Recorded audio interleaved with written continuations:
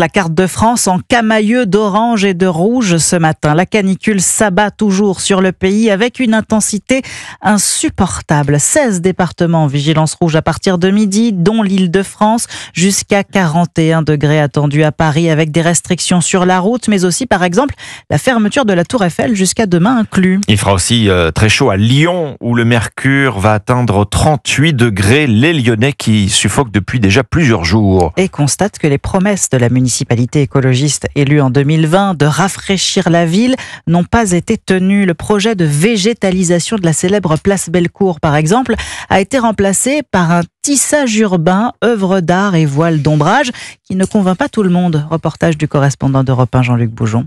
Ce sont de longues bandes de tissu coloré perchées à 6 mètres de hauteur. Au total, 1500 mètres carrés de voile d'ombrage qui ratent leur coup, estiment Zoé et Lily, étudiantes. C'est pas fou quand même. Il y a du soleil quoi. Ouais non, on voit pas l'ombre là-dedans. Il y a des trous quoi. C'est dommage, ils auraient pu recouvrir sur toute la longueur. Initialement, la mairie écologiste avait promis de végétaliser la très minérale place Bellecour.